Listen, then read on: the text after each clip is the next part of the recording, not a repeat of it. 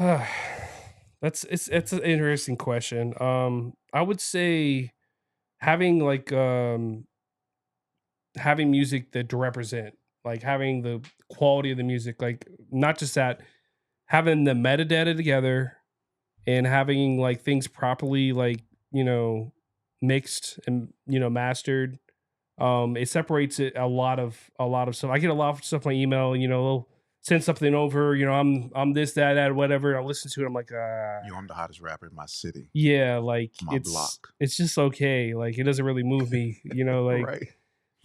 I get a lot of submissions like that where, it's just like, someone new, they might have been making music for a while, but the music's not good. Mm, And they'll keep, and those are sometimes the most persistent people, that will keep following up and be like, well, what do you think? What do you think? And I'll be like, I try to be honest too. I'll be like, mm, well, I didn't like it. This is why it sounds cheesy. Did it? mm. You know, uh, I try to give feedback when I can, because I don't want to give someone false hope Right, or right. anything. And these days, as an artist in sync licensing or as in general, in the streaming era that we're in, you have to be like a 1%, 2% kind of artist.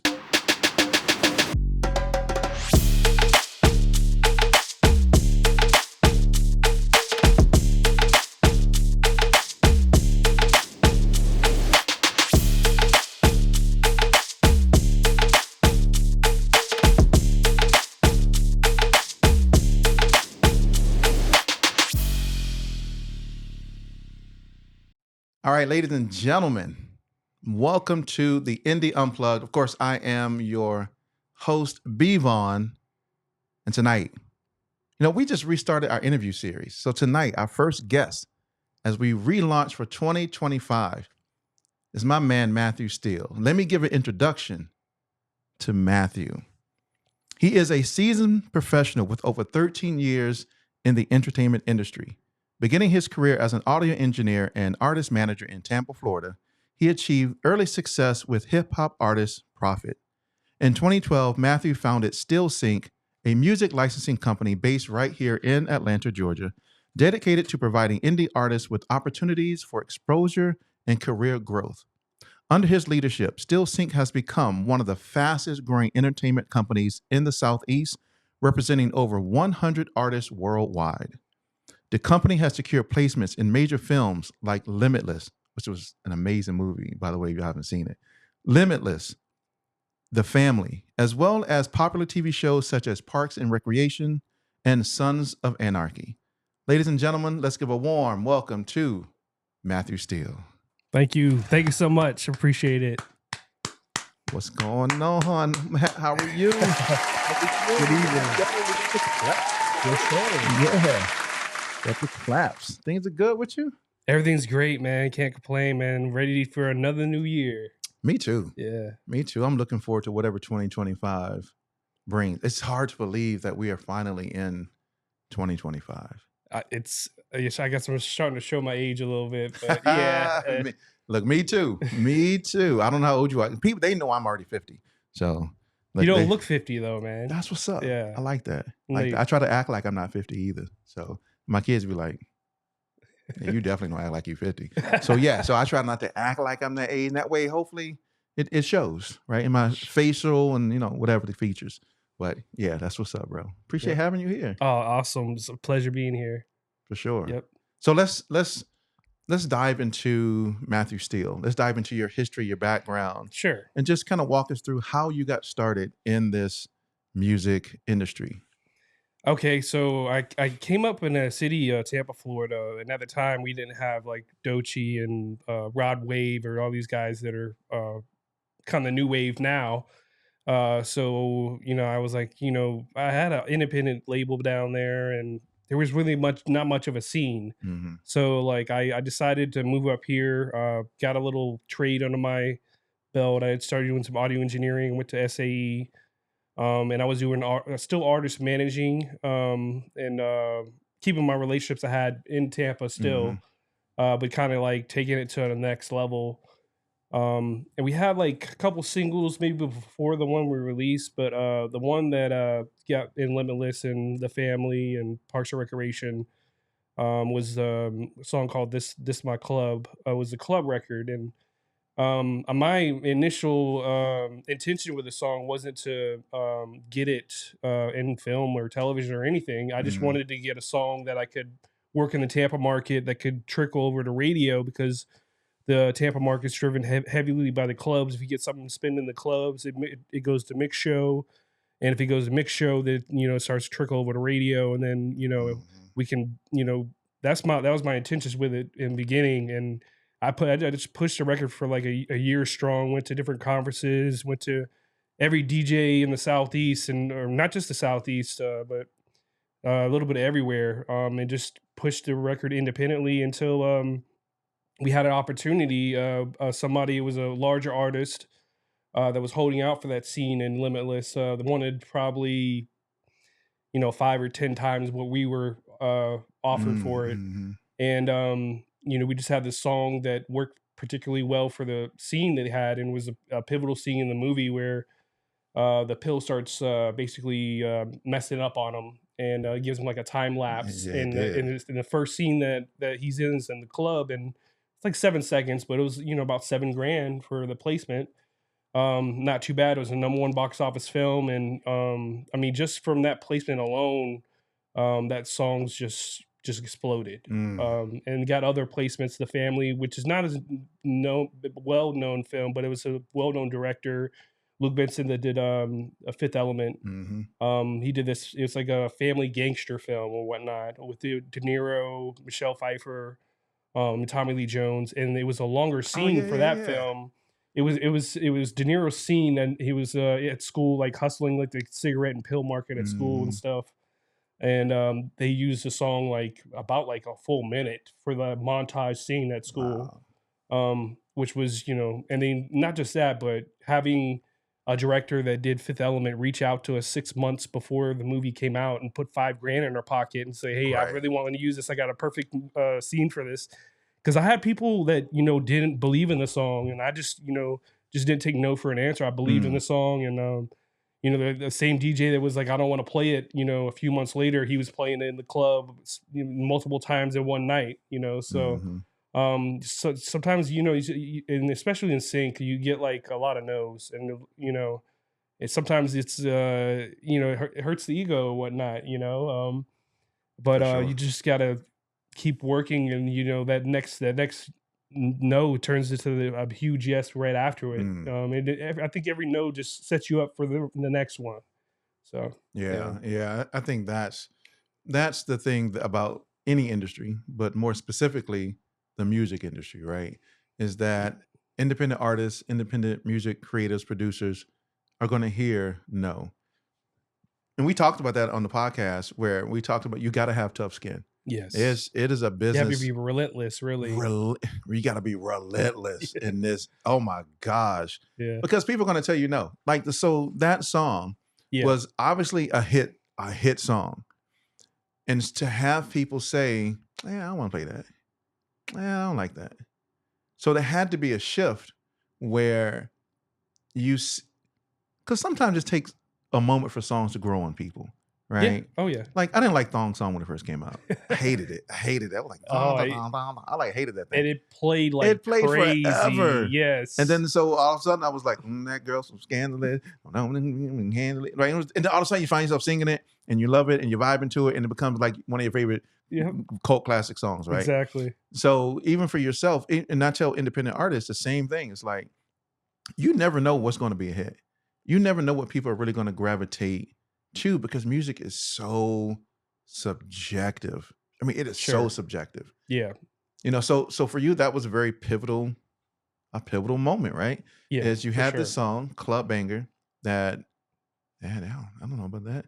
But then people picked it up and now it started to catch wind behind it and it just blew up. And it's sometimes you're not trying to impress that club DJ. I mean, like, nothing against him or nothing, but Mhm. look at the clientele. I didn't even think like that I would have directors and music supervisors and people reaching out to me looking for music. I was always on the Mm. other end of that spectrum. from the before that. And I just took that that same hustle when I was artist manager, when I was audio engineer, and just applied that to the business after about a year at that after the Limitless placement. I was like, okay, well, let me figure out how I can do more of this, because it can be very lucrative, especially if if you have like an opening scene credits, closing scene credits, a big montage moment. If it's a big ad or trailer, I mean, some of these things pay, 6 figures, and a lot of them pay 5 figures, but it's become a lot more, less gatekeeping. I would say, it's easier for someone to get into sync and to get into, getting stuff licensed for themselves than it is ever. Because it used to be when I first got in, it's very, you had to go through these certain libraries Right. and certain Right. certain people. And now it's a little more open to the, I don't want to say the public, but it's open to musicians that have the ability to create from from home or from a studio quickly. Keyword quickly, which is why quickly to meet the deadlines. which is why I don't do it, because it's quickly, right? Like 24-hour turnaround time, 2-hour turnaround time. I don't know if I could do that. Well, I mean, it helps to have a catalog to pull does, from, for and sure. and sometimes it might be even something that's not finished already, but it's like half done or something. And you're like, okay, well, let's finish it, or it might have the beat down to it or something, and beat structure, but now let's write a song to it, or whatever it might be. Every need's unique. I'm working on something right now that's a blend of bluegrass and score for a project. I work in almost any genre you can think of. Here, being in Atlanta, you think a lot. I would be very urban heavy, but I have a little bit of everything. I try to cover almost any genre. And if I don't cover it, I gotta know someone that does. Right. Because I'm trying to keep the cues and the projects in house. We're relying on independent musicians, whether it be producers, composers, or singer songwriters. So. Yeah, that's what's up. Okay, so how did you get into the industry? I mean, was it something you always wanted to do? Did you have a musical background? I mean, because I know you came into more of the creative side, but definitely from a business perspective as well. So, well, I mean, I was very into music. I say in high school, I would get singles like months before they would come out, and like I would like show my friends records, and they would be like, "What's that?" And then, like 6 months later, they're listening to the song, and like I was like, "Listen to that!" Like 6 months ago or whatever, Like I was definitely like Napstering it up or what. There was all the different ones back in the day, but I did that pretty heavy in high school, and I just became just in love with music from middle school or so. And I had a group of guys that I hung out with. They were called The Grain. And they were guys around my age, my age or a year younger than me. And they were in a rap group. It was 3 guys mainly, one other guy that did a few songs, but it was like 3 main guys. And they had a lot of talent. Only problem is they didn't really like see the big picture. I would say I was trying to really push hard and take it to the next level, and they were a little like a little lazy about it. So I found some younger guys like Prophet. A friend of mine just showed me this group of young guys. It was like 3 rappers, and Prophet was in that group. And he was the most talented out of the group. There's another guy that was in the group too did pretty well as well. But he was a lot hungrier. He was ambitious, and I was like, okay, I gotta work with this young guy. And it took a few years of artist development of actually, having him in the studio for a few years, just trying to find a sound and trying to see what he wanted really to say and everything. It took a few years of artist development to build up to those first singles, especially "This My Club," and after that. So yeah. So do you think that's something that is missing today, as far as the extensiveness of artist development in music creatives? I mean, now they expect like artists to be ready to go. Like like you got to be the whole the final product ready Right. to go.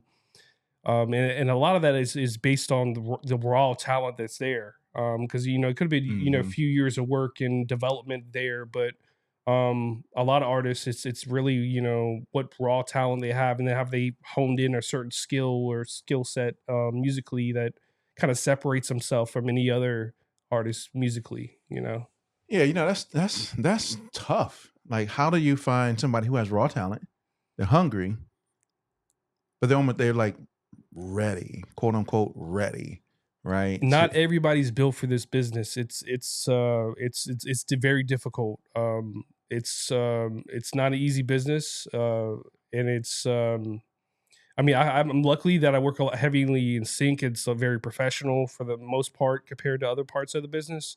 But I've seen other parts of the business, and it's pretty crazy. And I don't have to say too much. We don't have to say any Right. names or anything. Exactly. But I'm a Christian in the music business, and it's there's a lot of challenges and everything that come along with that.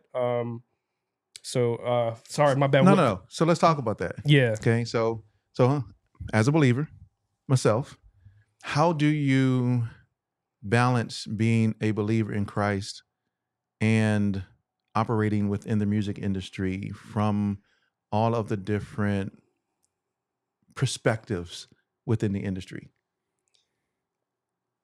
Oh man, it's crazy, man. This business is it can break you down, and it's not for everybody. You gotta put some kind of sacrifice into this business to do it.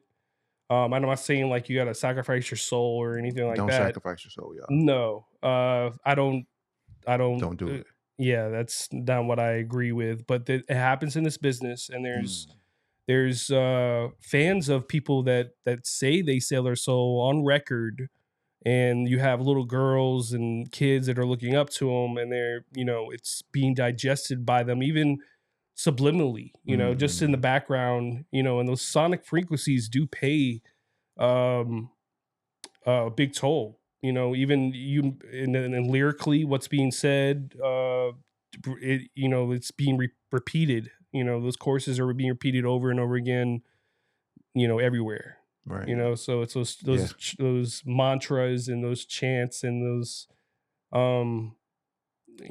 and being a Christian, I try to align myself with other artists that are Christian that work in sync licensing as well. Do realize that they have to make some stuff that's a little mainstream, but they don't sacrifice morally, what they're saying on records or anything. They're making, good music that, it doesn't matter if they're Christian or not. It's just good music that's I could represent, or any other sync agent or music supervisor might be interested in. So, okay. So do you find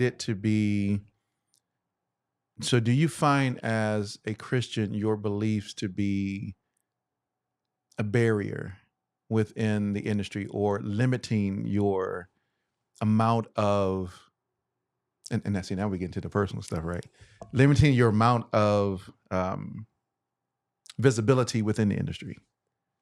To a certain degree, I guess I would say. I'm not in the Illuminati meetings in LA every week, whatnot. I mean, I'm from the South, and I try to say I represent the Southeast as much as I can. There's not a lot of music licensing or companies in the Southeast, in Atlanta. I'm one of the few that's been here. There's a few other ones popping up, here and there, but being a Southern Christian, there's certain foundation that you have, that you're built on, and certain morals that you have. So if I'm managing an artist and all of a sudden he's like, "Oh, I want to make an album called I want to sell my soul," and I'm like, nah, I'm good. Okay, why do you want to do this? Like, what? I understand that. And and not just that. I mean, it's that's violence in music. It's the sex they put in music now. The R&B songs used to be a nice love song. Now it's just like, let me get on them draws. No, it is true. You're right. Get them draws, girl. Spread them legs, girl. Let me get it. And R&B, because I'm a huge R&B fan. Right? You saw my Boys and Men stuff. I got other stuff over Joe to see. I'm a huge R&B fan, and it was, even though Boys and Men song like "I'll Make Love to You," when you want me to, I'll hold you tight, baby, all through the night. Like it was still still that element of love for their partner. Now it's just free for all. I'm like, it's not even just subtle or creatively. It's really like, girl, get on the table, spread your legs. Like, oh, that's how we doing R&B music today. Okay, great. But it's always interesting to find out, because, and thank you for answering those questions, because as a Christian, as a believer in this industry, there are things that take place, right? And there are morals. And I always tell people on the podcast, stick to your morals, right? Whatever your philosophy is, stick to it. Whether you're Christian or not, right? Just stick to your morals, and just treat people, I guess, the way you want to be treated. Exactly. Be just having the just put yourself in their shoes for a second and just try to think outside yourself for once. Just be a good person. That's my co-host on our podcast always say. Just be a good person, right? And it's always the same. Just treat people how you want to be treated. But for sure, for reality, they're awesome. And I grew up in not a Christian home, but when I got into music, it was in Christian hip hop. Okay. So a lot of my peers and a lot of my associates are Christian rappers and Christian producers. I'm from St. Louis, right? Well, I'm from Virginia, but St. Louis is where home is. So, I mean, there's a lot of Christian rappers and producers in St. Louis. I mean, one of my best friends was probably one of the biggest Christian producer. They were just all of Christian hip hop music, period. And we have conversations like that. That's why it's always interesting. We have conversations about being a Christian in the music industry. And a book that probably changed, not really changed, but opened up our eyes a lot, was a book called, where's that book? I thought I had that book somewhere. It's called Music Through the Eyes of Faith. Okay. Have you read that? I don't think I've read that. Yeah, that's a great book. Music Through the Eyes of Faith. And I was like, wow.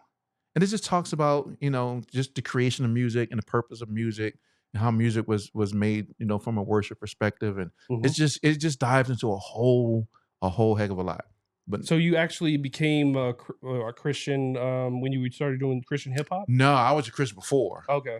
And then I was a Christian before I even got into music. Okay. And then we went through a period of homelessness and all types. Oh yeah, it was crazy. I had two young kids, homeless. Oh yeah. As a Christian, as a believer, because we moved from, not as my interview, right, but we moved from St. Louis to Virginia, where I'm originally from. Yeah. And through a series of events, we became homeless. My wife and I were working jobs. Our jobs went literally belly up at the same time. Wow. What year was this? It was 2000. Okay, around the real estate crash around then? And the interstate, not interstate, the real estate. Yeah. So I was a loan officer, and my wife was working for a .com company, and they both went. Oh, wow. Yeah, they called into the office one day and was like, hey, can y'all all leave for a moment and come back? I'm like, what? They're like, yeah, and they gave us all these papers like, yeah, you're no longer employed. The office is going to be shut down, and they're closing every office across America. Wow. I was like, oh. And then I got a call from my wife. It's like, hey, we can't get into the building for our job. And the company just disappeared. Whoa. So we ended up being homeless. And through that process, when I was working at the loan officer, like I said, the Lord brings people into your life for a reason that you may or may not know. And so there was a gentleman there, and I only knew him for a short period of time that I worked at the mortgage company, who will always bring these little tracks called chick tracks. Yeah. And he would bring these little chick tracks, and he would, hey, you should read this. Hey, you should take this. I read one of those, and the one that I read was called "This Is Your Life." I still have it. This is your life, and I read it, and it just talks about living a life, and at the end of the life, we're going to be judged based upon our belief in Christ. And so it just went through this whole thing, and I was like, oh, time to make a decision. And I went home, and we were living in an apartment. The apartment had no furniture, but we had an apartment. And we eventually left that apartment because we ended up being super homeless then, sleeping in our Jeep, with 2 kids. And it was weird. It was crazy. And Wow. and we were in that situation for 9 months. Wow. Yep. That's crazy. Mm-hmm. Man. And then the Lord brought us out of it, and we just steadily progressed. Nice. So I'm very thankful for that situation. I don't wish that situation on anyone. You get to know who your real But you friends get and to people are when you go through You get something to like know. that. Oh yeah. Not even just your real friends. And I'm gonna say this, and it's sad to say, but you get to know who are actual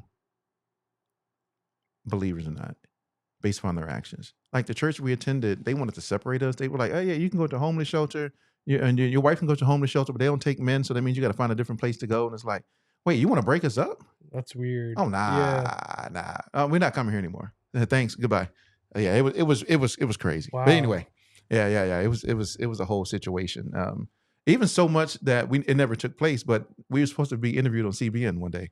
I don't even know how that was supposed to happen, but they wanted to interview us about our whole story and situation and blah blah blah. Right? Well, that's a different. We could talk about that Yeah, sure. offline. Offline. When the cameras are off. Right. Yeah. Right. And I don't mind sharing my stories. Some people know. So specifically for you, Yeah. you transition, you're a managing artist, you're getting more into the audio engineering side. You attended SAE. Yep. So how was that experience, and how did that experience set you on the path to where you are today? And probably what changed in there that got you into a different trajectory? Yeah, I mean, even when I was at SAE, we had it was a music business course. We took it was like a 3 months additional to it or whatnot, and they brought in like Mara Harris, entertainment lawyer, Ian Burke. I'm trying to I know remember Ian. everybody. He just brought a bunch of people in from different aspects of the business, and I started liking the business side of it even more because I kind of with the group I was managing back in the day, I was like the responsible one with a good job or the job and The good job. That's right. and a car, a reliable car. So I was kind of like fell into the management role because I didn't really do much musically. Like I might every now and then I might like used to make some tracks and stuff like that, but I mean I always wanted to represent talent. Okay. That's always been like a passion and a pursuit for me. So how did you go from going off audio engineering and then getting into the business side and then starting SteelSync's? I mean, it was head first. Luckily I had a few people that, I had some mentors in the business that helped me out. But I had nothing. I didn't know anything about sync licensing besides the limited interactions I've had with it. So I had to like kind of teach myself a few things. And luckily, like I said, I had a few mentors that helped me out when I was first starting off, that helped me kind of like progress and, where I can, if I have a problem or, I'm working on a project and I might need some, someone else's ears on it or whatever, just to see what they like think about it as well. Cause it's, it's much that kind of business. Sometimes, you might not catch it the first time, it might be, a little later. And then like just like this past week, I came across a independent artist that, started off as a beat maker. And now he's doing vocals on top of the records now as well. And he sent me maybe about 10 records. And out of those 10, I was like, about half. I'd say I'd like to represent about half of them. We ended up taking all but maybe like 3 or 4 records. So about 6 or 7 records out of that. But I was able to hit up a music supervisor that's upcoming in the Atlanta area and be like, hey, can you listen to this real quick? Let me know which ones you like or whatever, and having those relationships where, you can trust their ear too, right, and what they're going to tell you and the feedback they're going to give you. So, just start off, I was just like, let me just sign everything. And then I was just like, yeah, I started my percentage very low starting off too. I was just like signing everything I could. And sometimes you don't know what's going to stick. So you don't know what's going to be asked for. Like I said, as I worked on a bluegrass score, I'm working on a bluegrass score thing. I wouldn't think I'll be working that in January right now. Right. But I'm working on other stuff too, commercials. And a lot of times with the commercials, they're trying to hit on all these demographics.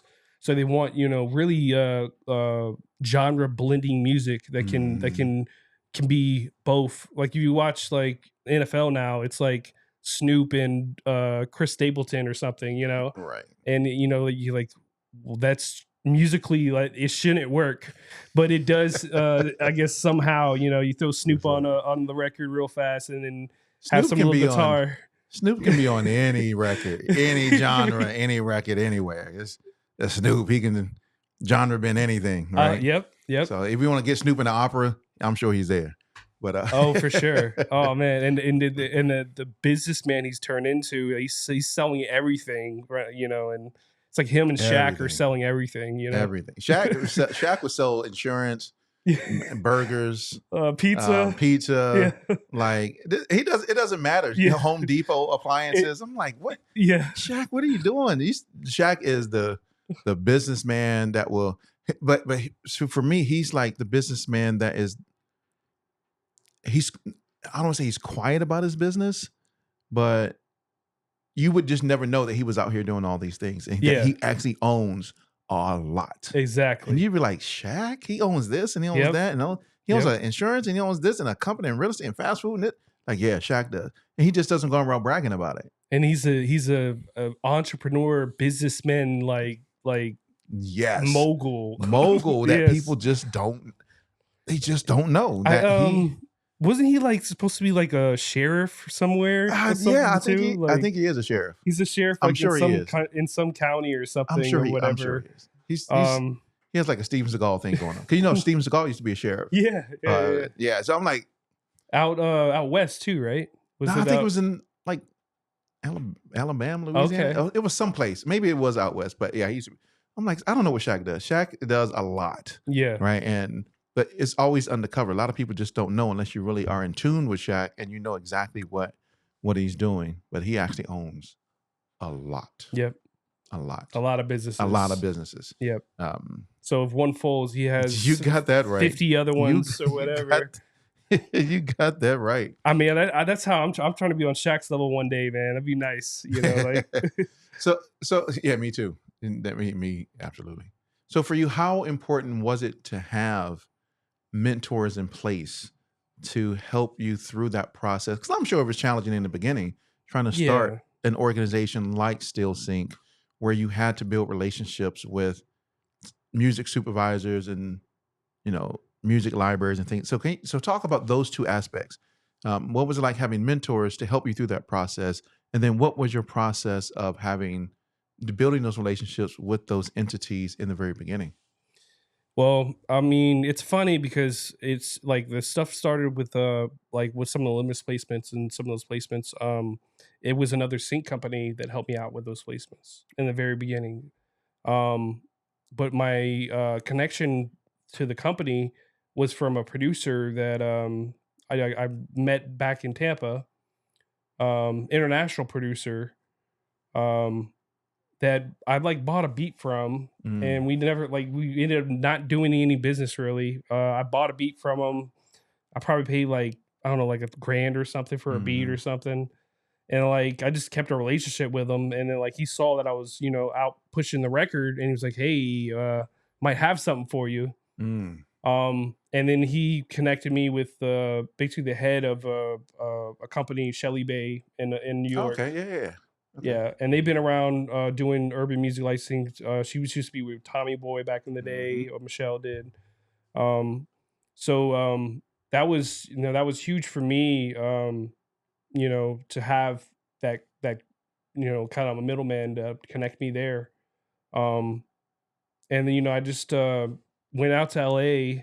Went to the film and TV conference, and I just tried to build some relationships within the business, other sync companies, and somebody that was a little older than I am, that had has been doing it a little longer than I am, and I had some help from Rich Goldman, a few other people, LA based, that I was able to build a good relationship with in the beginning when I was trying to get my, foot wet in licensing or whatnot. And I've slowly just started building, a network of supervisors, but not just supervisors, because there's many ways to get a sync license. There's the editor, the audio editor, that sometimes can sneak stuff in even before they're used to getting to post, and they might have something in there in temp, and it ends up staying in there. Or like say for television, you might go like with the showrunner has kind of the final say in a lot of television. Where in independent film, the directors kind of like have their final say. So all these people are people I gotta kind of market to and say, hey, I got the best song for this scene. Give me a chance, because everyone's trying to do it. Exactly. And I mean, it's just like, for instance, how the trailer world works, where you have like all these trailer houses work on one project for this big movie that's could be a #1 box office film, and they have anywhere from 3 to a dozen trailer houses work on the same thing, and they pick one. Only one gets the job. Yeah. So that's just how the business works. But that you land a few of those big trailers, and it pays ends up paying all the bills for the rest of the year. Wow. So, I don't know. Maybe I want to get in sync somehow, some way. Maybe I need to pay the bills for the rest of the year. Like that'll be great. hey man, it's nice when you can land a big one. I worked on a few last year. I came very close to landing a big one. But I know this year's going to be even better. That's right. Yes, sir. Yeah, that's what's up. That's what's up. So SteelSync, of course, is the organization that you have that manages music that you submit for placement in many different avenues. I'm trying to think of the right word I wanted to say there. Yeah, film, TV, both independent film, major film, right. TV. And when you say TV now, you're talking about all the streaming services from Netflix, Amazon, Hulu, everyone, Disney, right. HBO, just and then video games. Like the video game market is a very big market. Huge. Oh man, huge. Yes, very big market. And the trailers for those video games can really pay. Oh, I know. Yes. Oh yeah. I got a professional video gamer in my house, and then I got like my kids. The music they listen to. We talked about music in the beginning. They don't really listen to like rap and stuff like that. They listen to like Lord of the Rings. Okay. Right, and trailer music and cinematic music. This is literally what they listen to all day, and it's like, or they'll listen to music from like Star Wars or Elder Scrolls or stuff like that. Whatever they're watching. That's literally the music that they listen to. Yep. Like now it'll have some artists on those songs. Like what's the name of the group? Oh, I can see their group because they did the intro for Arcane. I don't even know. Who did I'm just a little over here asking who did the intro for Arcane? Yeah, Imagine Dragons. There we go. Oh. Imagine Dragons, right? Oh, you're talking about a super syncable band. Imagine Dragons is super syncable band. Yes. Imagine Dragons, right? Yeah, very dynamic, extremely Exactly. Very dynamic, very syncable. And the songs are always a hit. That's the thing. The songs are always a hit. Yep. Right. Yep. Anytime consistently. Yeah. And so they'll have artists like Imagine Dragons and stuff like that when they listen to some of their music. But the music that they really listen to. Now I grew up on hip hop and R&B. You think they will listen to hip hop and R&B? No, they don't. Trailer music. That's what they listen to. I'm like, really? Yeah. Y'all listen to trailer music? Yeah, they love it. Playlist full trailer music. The whole trailer epic hip hop. That's a whole like big, extremely lucrative market in sync. Where you talk about sports, ESPN, and where whatever local, you know, here it's like the Braves are on what? I can't tell you. Bally's. It was Bally's. I think they're switching really? to another network next. Wow. They keep switching them out or whatnot. It used to be with Turner, right? Mhm. TBS. And I mean, like, it's interesting because like I grew up watching the Braves. I was a baseball fan coming up, so I was watching the Braves like during the '90s. I became a Mhm. fan of baseball. You know, I never really became a fan of baseball, but you know what I used to collect? Baseball cards. Yeah. Oh yeah. And I never really was a fan of like baseball like that. Okay. But I have crazy baseball cards Nice. and I still have them. When I say mint condition, they're still in the sleeve Oh wow. from 1990 Oh wow. in the Damn. sleeve still. That's hard to do. Still in the sleeve. Whoa. I got Nolan Ryan cards from okay. 1990 in this Oh wow. in books. Like I mean, his rookie. I got books Oh of baseball man. cards, and I still have them. And I've been thinking about what to do with me and my son one Yeah, day. you got to take it and see how much Yes. they're worth. Man. Yes, me and my son one day just kind of went through and went to, I forgot the name of the website where you can go and look at all of the Yeah, prices. the prices. And they were only like 20, 30, 40 cents, you know.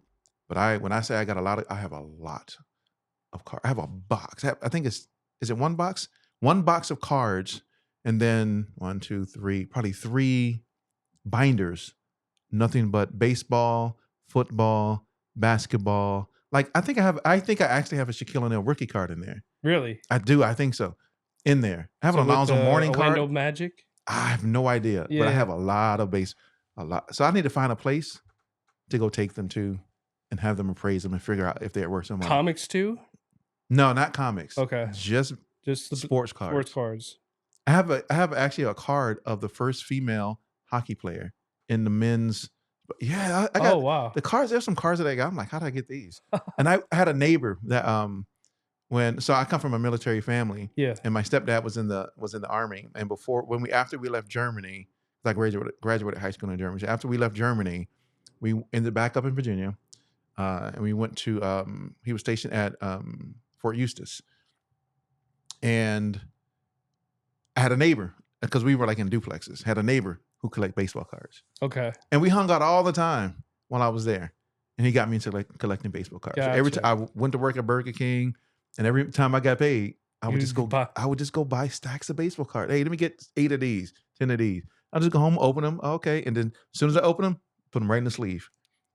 So I have no idea how much they're worth. And that's those are 1990 cards. Wow. Yeah. So I need to figure that out. But yeah, man. Especially if they're in that mint condition, because that's the quality of the grade is everything with those things. Mint condition. Yeah. Fleer Ultra cards. Oh yeah, I got so many cards that's sitting in there. But anyway, so based on that, even you're talking about different mediums for sync licensing, film, TV, video games, even like podcasts.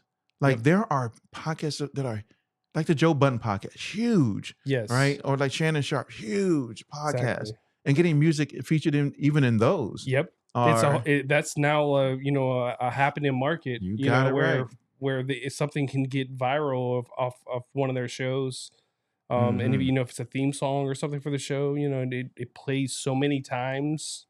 That's right. And you're talking about on the royalty side on that too. That's right. So that's right. So can we take a moment and demystify sync licensing? What are what would you say are your top 5 things that you think music creatives don't understand or get wrong about the sync licensing business?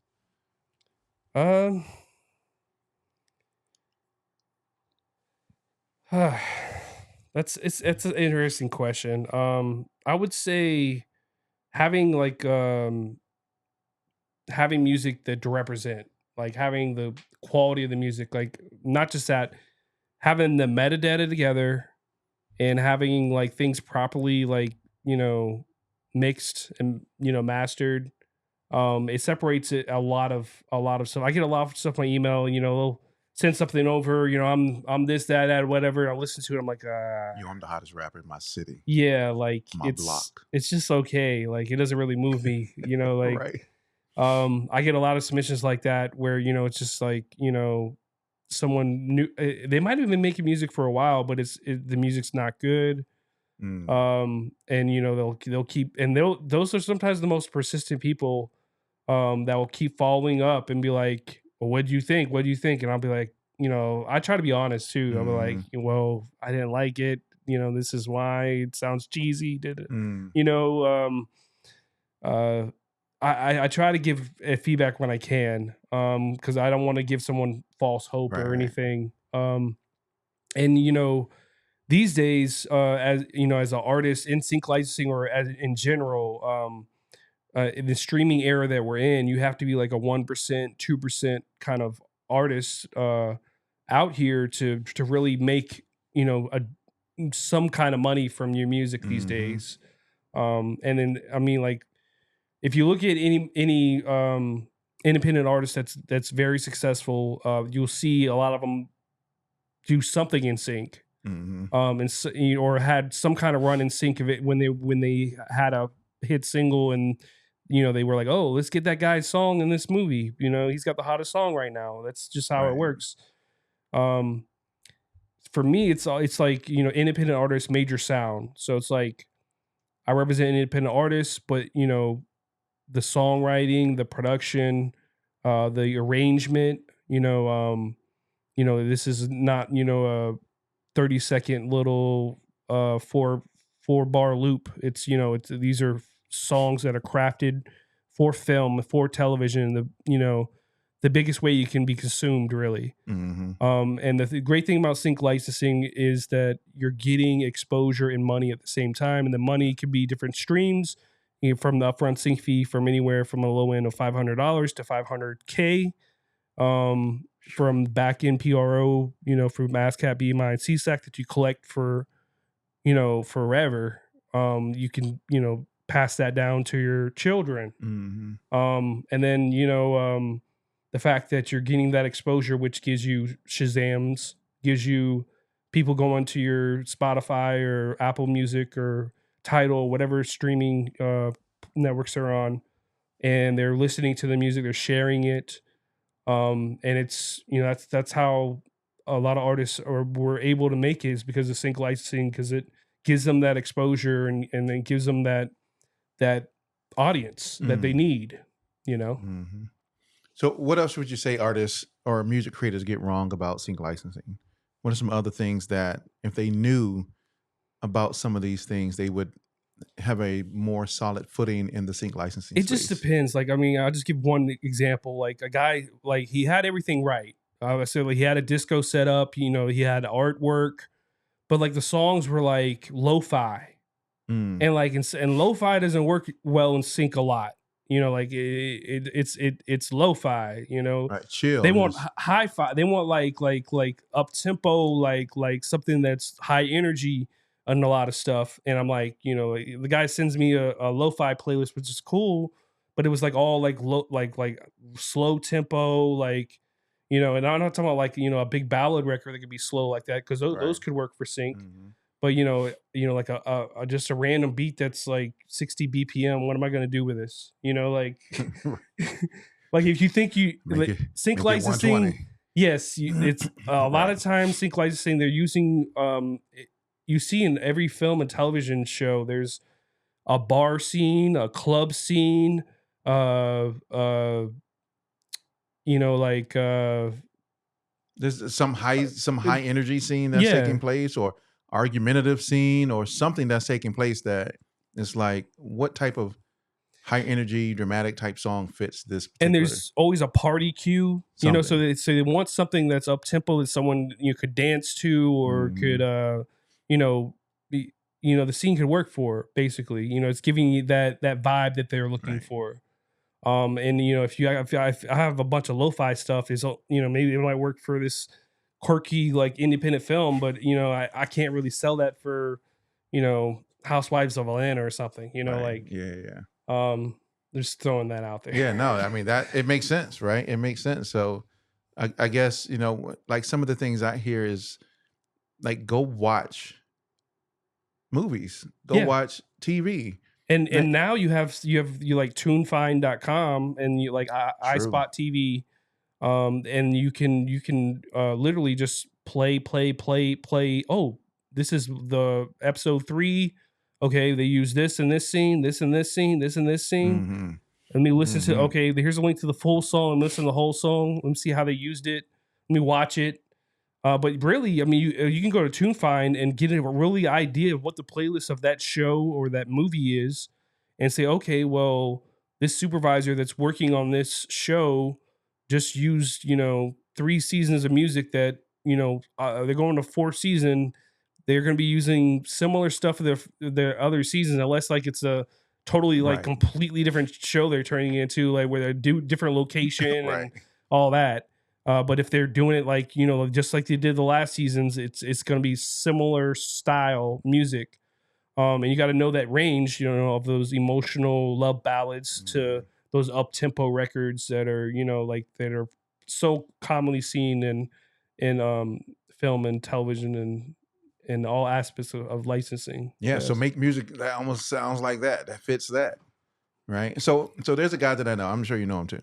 But there's a guy that I know, Nelson Johnson. And so Nelson does sync licensing, and he sent me this template, Okay. a machine template, because I use a bunch of different stuff, but machine is one of the things that I use when I make music. And so he did a video on this about how he got like 10 different placements on this show. And it was because he used this template. And it was so weird because I don't know if it's weird, but maybe it's weird because the template had the same sounds, right? It had all the same sounds in the template, just arranged differently or just played differently, different sequence, different everything, but it was the same sound. So if it was like a pluck or if it was like a brass, it may go burp, burp, burp, burp, burp. But then that was for that, and they used it in one scene. And then the next scene, it was like burp, burp, burp, burp, burp. And it was the same brass, just played differently. Yeah, sure. Same pluck, same drums, Just same different melody. everything. Just different melody, different structure, different everything. And he said they used literally almost everything he submitted because it was very cohesive and it all sounded literally the same sounds but different sequence. So they fit wherever they wanted to put it because Sure. it just provided that same cohesiveness Yep. throughout the episodes. Yep. I was like, that's smart. You're a smart guy, Nelson. That's smart. Like I never would have thought about doing something like that.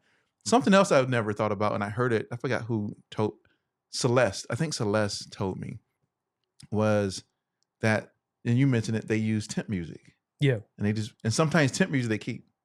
It's like, oh, wait, you mean to tell me they use temp music? They don't still go find the music first. Oh, I want to make this, get this song and this song and this song. We're gonna put it in. Like they already have music they found and put in there, and they go, oh, we'll just keep that. That fits. Yep. So we'll just keep that. Unless temp. they can't afford it, then that's Exactly. when they call a guy like me, and I'm like, okay, well, what's your budget? Because independent realm can be very, very wide. That's right. Yeah. That's right. So let's talk.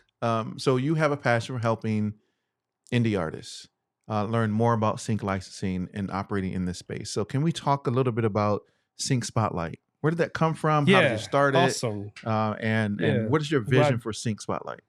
Well, I mean, I'm working on it right now. We're doing April 5th this coming year. We already did our first round of tickets where we did a heavy discount. Right now, it's going to be 33% off until February 5th. We're doing that, but we're going to start the next couple weeks. We're going to announce some big names that are going to be a part of it this year. I don't know if I can even say these names yet, but I guess I could. But a couple or some big singer-songwriters out of Nashville that we're bringing in that are extremely big on the sync space. So we're blessed to have them. And we're just looking to take the event to the next level. Working on all the sponsorship to help make it happen. And luckily we're pulling together for a few different sponsors for this year, and I'm trying to lean on some new ones. So we'll see how that all works out. But yeah, it's the next couple weeks we'll have a flyer out. And yeah, I'm excited. I mean, like with Sync Spotlight, you know, it's like if someone didn't know anything about sync licensing, they literally can come to this event, and it's like a 12-hour event with 4 panels. And we try to give every aspect of it, from the creative aspect, where we have 2 panels on the creatives, producer composer panel, and like a artist and sync panel. This year's gonna be our sync legend panel we're gonna do. And then we have like the business side too. Sync Legends, huh? Sync legends, yeah. And then we have the music supervisor panel, and then this year we're instead of we did a sync agent panel last year. Eric Campbell, Mark Frazier, who else? It was a couple other people. I was moderating that panel, but this year we're going to do an all female music panel, and have all women panel from different aspects of the music business too. Which is going to be, some are like, like a supervisor, like a sync agent, audio engineer, like a mix engineer, female mix engineer we're going to have. So we're just trying to show it from every aspect. So like if like someone's new at it, or someone said that's been in the business for a while and just didn't know much about sync, they can come to this event and get like a crash course of all this information, from the 4 panels we put together. And the networking is like key too, and we're increasing that this year. We're making the dinner break an extra 30 minutes. We're making a little more time in between and before the panels for more networking to happen. And we're looking at, because we kind of our pre-party was at the Aloft Perimeter in Sandy Springs. Okay, yeah. And the Aloft Perimeter is not that big, and we're gonna be bigger this year. And we kind of outgrew it last year, so we're gonna be like, okay, well, we're gonna have to find a new pre-spot or whatnot, or figure out like time slots or something to make it work. Because we're expecting 300 or 350 people this year. Wow. Yeah, that's awesome. That actually is awesome. So what was that moment that you said, you know what, I want to start something to educate those individuals who may not know anything about sync? What was that moment like when you started that? Well, I did an event pre-COVID. It was called Panel and Pitch, and it was a sync licensing event where we had a panel, and then we had a pitch session where people pitched to the panel their music. And it was shorter, just like a night event, pretty much. Started like 5, 6, and went till like 9 or 10 or something like that. Pitch. Yeah, I did it at Red Light Cafe, and it was pretty good. It was like about 200 people that came out for it. Did you do that with anyone? It was with Kevin Shine. Yeah, Kevin. He helped out with that. We were partners on that event. Because I'm trying to remember, I was there. You probably were. There was we had like Matthew Head. We had Janet Wade Turner. Okay. She was there. I flew in Lauren Marie Mikas, a music supervisor that's extremely big on the independent film scene. I flew her out from LA for that event. But Sync Spotlight is something that I just started last year. I started Sync Spotlight because I wanted, we were coming out of after COVID, and after the strikes and stuff too. Yeah, those are big. So I thought the timing was right for something like that, and I had like a list of some names I really wanted to put on a panel. And I thought this is it's 6 supervisors from the South. I didn't even know there were 6 supervisors in the South. Exactly. And there's so many are LA based. Yeah. And just I was like, I really want to put this together, and to be honest, I didn't make money on that event last year. I lost $3 or $4 grand on the event or whatnot, but it's put me in a better position now, where even when I did a pre-sale on tickets, they're like, oh well, I know the event they did last year, and I know it's going to be good this year again, and we're trying to make it even better. And then by that, we're just, working on getting some of the biggest names in sync licensing that we can get. And we're just blessed to work in so many different genres and aspects of the licensing business. And when you put it all in one roof, it makes for something really special from the, the collaborative, like connecting with other people in sync licensing. Because if someone doesn't have any syncs, the biggest way they can get a sync is by working someone that already has one.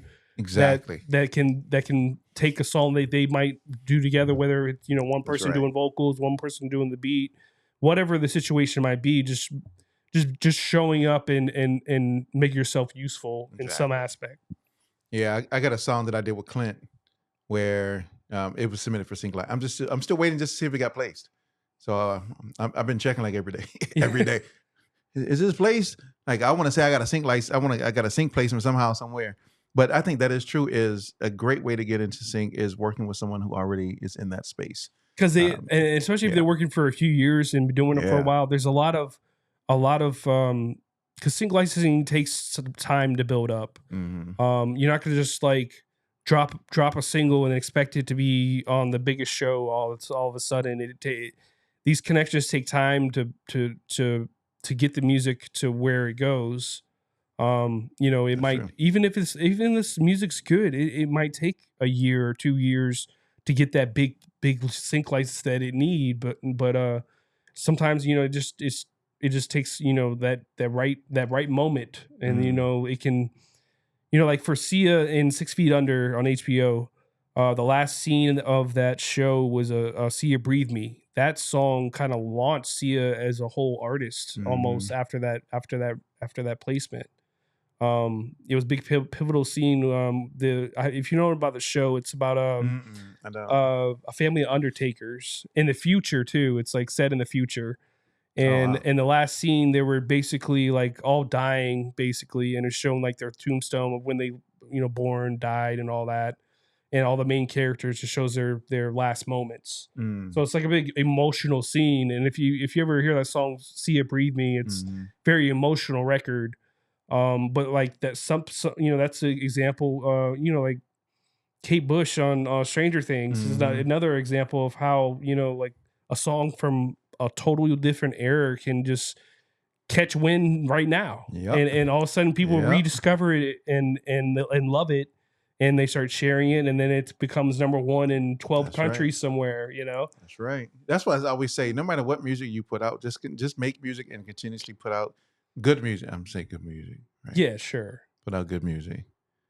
Because the best you can make it. The best you can make it. The best you can make it. Right? The best you can make. And what's so crazy is that you have tools today that can help you make it so much better. Yes. Things that didn't exist a long time ago. Right? You don't know how to mix? They got Easy Mix, right? It's a company that makes templates or presets that you can put into your DAW that help you to mix. Lander has online mastering. Yes. And you can use. There's so many tools that are out there. And mastering's got so much affordable. I mean, I've been doing a little research on this because like when I was this is my club record. Glenn Schick mastered that. Mm-hmm. I co-mixed it. William Linton. Shout out to Willie. He's working with Post Malone now, but he mixed the record. I co-mixed the record, and then we had Glenn Schick master it. But the same the guy behind Glenn is Colin Leonard. Mm-hmm. And he has a system now where it basically can master for like $10 a record now. So exactly. Like it went from like 10 years ago where it was like $150, $200 for a master, where you can get professional mastering for like literally $10. So it's got $10. It's a lot. Yeah, it's a lot more affordable for independent artists that, okay, they already paid maybe $200-$300 on a mix or so, whatever. And now they're like, okay, well, let's just take it that extra notch and get it mastered so we can, start pushing the record really, Yeah, I know a guy who would charge you the mixing, and then he'd be like, I throw the mastering in for free. Like, yeah, what? That you will? All right, bet. So yeah, for sure. Just send it to him to, and if you build a relationship with people that that are in this business, that are really good at what they do, like I would never say his name, ever say his name on camera, period. But I have an engineer that I work with. Whenever I put out a song, he mixed my entire album, Okay. but they only charge me $25 an hour. Okay. Nice. Nice. It just 25 an hour, or however long it takes them. However long it takes them. Okay. So one session, I paid him $100. Here you go. Nice. Bam. Nice. Easy, right?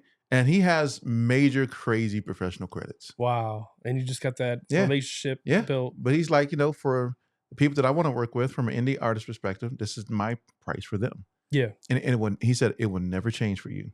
Wow. It will always be this price. Nice. I'm you got like, grandfather I'm like, in here. thanks. Hi. Yeah, I'm telling you who he is. But he knows, and other people who see this, they'll know. They're like, oh yeah, because they got the same deal. Right. Oh, nice. But yeah, that's the price. That price is the price forever. I mean, I was just talking to a guy, in the name Phil Tan was brought up, and I remember when Phil Tan was charging it was like $5,000 a mix. This is a mix for $5,000. Mix. $5,000 on the mix, and that was like the standard of how much he was getting paid. I don't know what I'm sure he's still getting paid pretty well. Mm-hmm. I'm sure. And you get like him, like Leslie Wathaway. Some of these guys are like some of the big mix engineers in the game, But yeah, they definitely, can take a record to the next level. Yeah. There's certain mix engineers, and they're doing more than just mixing. A lot of times they're adding production elements and making something sound a little bigger. That's true. A little fatter. That's true. A little thicker. That's true. I don't mix, but I took 2 mixing classes. The first mixing class I took was in Virginia by a guy by the name. Now, these 2 people I will name. I'm not naming the other guy, but these 2 people I will name. His name is George Jr. Mayers, right? He's in Virginia. He was Teddy Riley's chief mix engineer. He's worked with Guy, Blackstreet, Michael Jackson. So many. His credits are crazy from a mixing perspective. So I first learned mix engineering from him. He had this open call where he was like, we just opened up a brand new studio and we're looking to teach people mixing.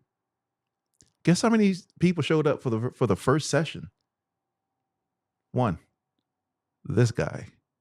1 person showed up. Oh, wow. And you were the guy that and I was the guy who showed up. And so he and I spent the entire time together. We went out to eat. So we just built this relationship. It was just me and him. And then when I moved from Virginia back to St. Louis, I took a mixing class again because they had just opened up the EI by Nelly school. And my friend Carl Napa This is St. Louis. Yeah, this is in St. Louis. He was the executive director of the school, and he taught the mixing class. And he had this open house. If there's an open house for something, y'all go to it. Okay? Oh yeah, I was just at an open house in a post production facility, and the relationships you can meet there. I mean, the owner of the building was there. Just of the production facility was there. The owner, and then not just that, but the kind of extra people that are networking there. Like go. It's worth it. Go to the open house if they have one. Go, because what ended up happening, there's several people showed up. And I started talking about the things that I'm doing from a production perspective. And I took mixing from this guy. And so when it came time for the school to open, because the school wasn't open yet, they were just kind of putting feelers out. And they opened up the school. I got a scholarship. And he gave me some money that I could use to attend any class that I wanted. And I took a mixing class from him. Now, he's worked with Extreme. He's worked with Michael Jackson. Oh, wow. Justin Timberlake, NSYNC. He worked at the Hit Factory. Carl has done a major stuff, but it was the Michael Jackson thing. And I was like, oh, you worked on Michael Jackson? He was like, yeah. So that's what's awesome. He was like, yeah, I worked on the History Project. I was like, I know a guy that worked on the History Project. He was like, you do? I said, yeah, his name is George Jr. Mayers. He was like, Junior? I said, yeah. He said, I haven't spoken to him in many years. You want to talk to him? He was like, yeah. Okay, hold on. Hey, Junior. Hey, Brian, what's going on? Hey, Carl Napa? Y'all worked on the mic? He was like, yeah. You want to talk to him? He was like, yeah, here you go. Gave him the phone. And they made this connection back. Wow. And then it was like, I was like, wow, look at that. I made a reconnection between y'all two, and y'all lost connection over the years. But anyway, if there's an open house, please go to the open house. But the point of that is that they were charging a lot for mixing. Now there's mixing tools that you can use, right? There are mastering tools that you can use.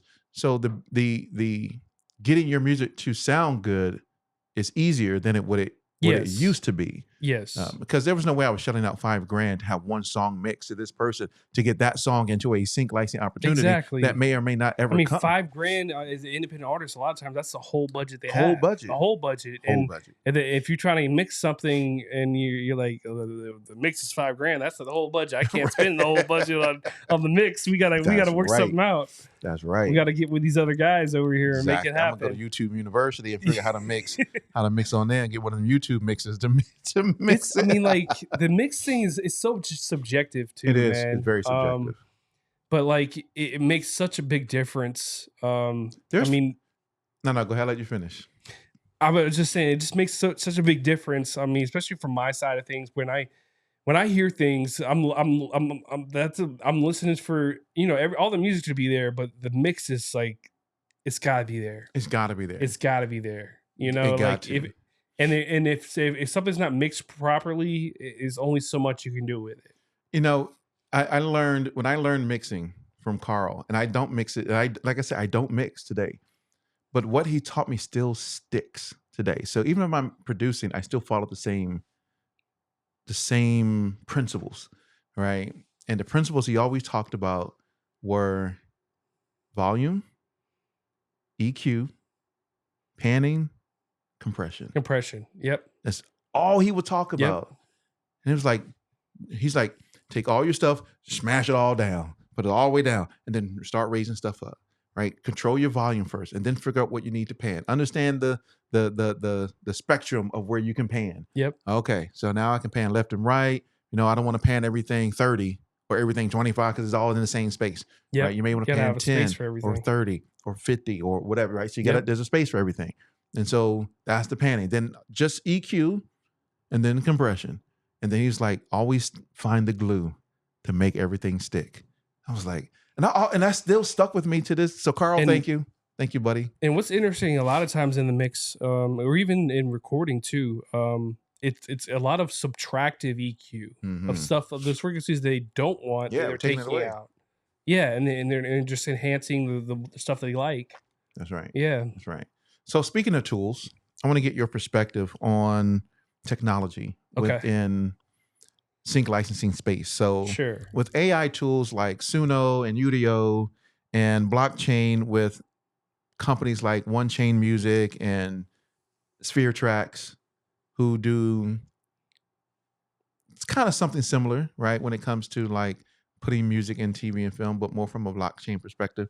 But how do you see these types of AI-based companies impacting the sync space? Well, so the second part of that, right? So first part is how do you see them impacting the sync space? And the second part is how do you see your organization dealing with those types of organizations themselves? Well, a lot of the production companies and people in power, they don't like AI in music.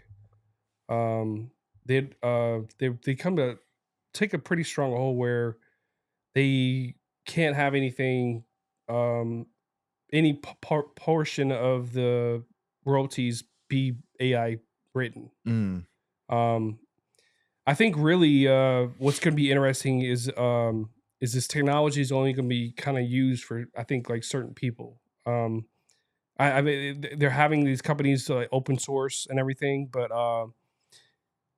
the labels want to use this technology to re-release old records. They want to release Michael Jackson. They want to release Elvis. They want to release, Frank Sinatra. Like they want to create the new records, AI written basically, but they're new records of Michael Jackson that we haven't received, or Elvis or Prince, or that's how the labels want to use that to monetize a legend in the business like a Bob Marley or something, and say, hey, Yeah, we just did a new Bob Marley single or a new Bob Marley album or something, AI It's written. all handwritten. Yeah. And they feed everything that's from the artist into the AI and just have it like, let's, to prompt it a certain way, Mm. make a song that's about this or Mhm. whatever. It's for a creative, it's easier to kind of like have a crutch now. Like if there's one part of your music business and music creative process where you might be lacking in any way, AI can help you in those aspects. And not just creatively, but business wise too. People are using AI to, which music licensing companies should I pitch to, which represent the genres that I work in. And you're able to feed, business prompts too, where, it might take me, a couple hours to really craft a detailed email or something, where, I can feed certain information and say crafted, then I can customize it from there. I think that's where, using it as like a collaborative aspect, creatively, it's going to be helpful, but you got to still make it your own, where you're not just copy pasting kind of thing, and just taking exactly verbatim what it says or what it's spitting out, but actually, refining it. Yeah, I mean, because I'll tell you, I use ChatGPT all the time, all day, every day. Like me and ChatGPT are best friends because I will have ChatGPT do a lot of stuff. And Yep. but I mean, the thing about using a AI generative tool like ChatGPT is you still got to own it. You still got to read it. You still got to Yeah. go in and make sure the word is right because it's never going to really spit out everything that you need. Exactly how you want it. Yeah, so you at least have to have conceptually an idea of what you truly want, Exactly. and you gotta know the information in the background yourself, so that you know whatever is spitting out is actually right. Exactly. Because it's like I really have no experience in this, but whatever you say, ChatGPT is right, and it could be completely wrong. It can. You don't know if it's right or right. You got to fact test right. it. Really, yeah. That's right. So I'll read it and go, Chad Jeff, not right. That's not how. And it's like, you know what you're talking about. Yes, I do, because that's not right. You need to go back and fix this, and this. Exactly. And I don't want this and this here. And I need you to rephrase this and this and this to sound to rate just like this, blah, blah, blah. But you can use those tools like that. Especially like ChatGPT. Yeah, and it helps. I mean, especially if you're by yourself, to have a tool. It's my assistant. Your assistant. Right. Yeah, and you're it's something with some basic intelligence that can help you, kind of craft some ideas and names and if you can do almost anything with ChatGPT and everything these days. So. You can, but what you can't do is go to Udio and create a song and submit it for sync.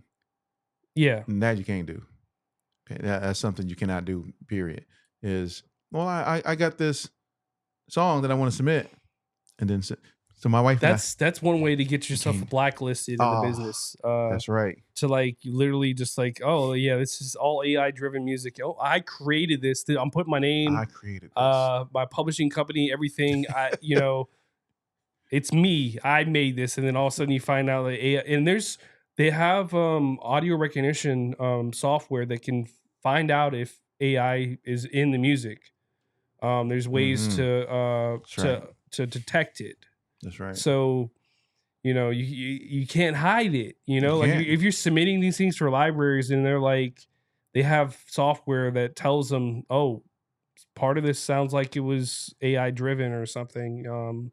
This is, I don't know how they know, but it knows somehow. Yeah, they know. And I think that's impactful even for yourself, for someone who accepts music, is to go, okay, you're sending me music. And that's why it's important to have a relationship with people that you trust, that are creatives, that are making music, that aren't using tools like Udio or Suno to actually create those. Because, Timbaland uses one of these tools to kind of help in the production process. Yep. And I seen him use it. I'm like, that actually is really creative, but I don't want to use that because it's something that, and then some people go, but it's just like sampling though. But is it really? Probably. I don't know. It's like making it out of thin air, I guess, kind of like music. The whole sampling, I mean, like hip hop was built so much on sampling, but That's like, true. you know, those were like real records they were sampling too, though. That's right. Like those That's right. 60s, 70s soul records, and yeah, those, you know, with a full band, you know, Mhm. with on some of those records. So, you know, you could throw some heavy drums on it or something and beef it up and make it sound gritty, you know. Mhm. You sure could. But yeah, you can't do that with Unity and Suno. Just don't use those and submit it for sync licensing. Don't use them and claim that you made it and it's yours, because it's not, right? It's AI generated. But that's important, though. If you ever have like AI, something that's driven or something, and something you like, just recreate it, but make it your own. Don't just Exactly. copy the same exact melody, the same. You know, it doesn't have to be the same key. It could be around the same tempo. That doesn't really matter. Don't have the drums be exactly the same. Right. Like, you know, Like, here's how you do it. You go in there, you create a melody, and then you take that melody and you sample it, and then you in like Machine or your change the patches. MPC, Yep. and then change everything about it, make it sound completely different, and then chop that up and then resample it and then play it differently, right? Oh, I could do that. You probably could. I don't know. I'm just saying you probably could, but I wouldn't do it. I mean, Anyway. it's a big, it's because, you know, especially in urban music, that's a problem. Why, you know, for a lot of time they had to go through like certain places that did that kind of music because they were afraid, because they got burned a lot of times. They were afraid of working with certain people because of the reputation, and are they, you know, are they doing legitimate business, or, you know, are they doing some shady stuff? Because if you just start doing some shady stuff, you get blacklisted. You know, That's right. you know, me as a sync, I'm just saying, you know, I'm not going to do this. I have morals and everything, but like, you know, if I all of a sudden, you know, I get a sync and I don't pay any of the artists and producers that do it, and I just take it as a sync agent, That's right. That's not morally right. Nope. You know, that's not what you want to do. And then all of a sudden you screw over those people, and then the next person that worked with you, same thing. Exactly. You know, like, and then all of a sudden the word gets around. You don't want to work with that guy because he never really pays anybody. exactly. You know, and then it'll probably get around to other people. Music supervisors are like, we're not gonna pay him because he don't never pay any of his people. So, and then all of a sudden you have a whole network that bans that creative, and all of a sudden they can't be on any Amazon shows or anything, or any HBO or whatever, because they ruined that relationship because they were doing shady business. And a lot of people, I mean, this is an interesting discussion because it's the gatekeeper viewpoint. You know, like where it used to be less people going to certain people, now it's a little less gatekeeper.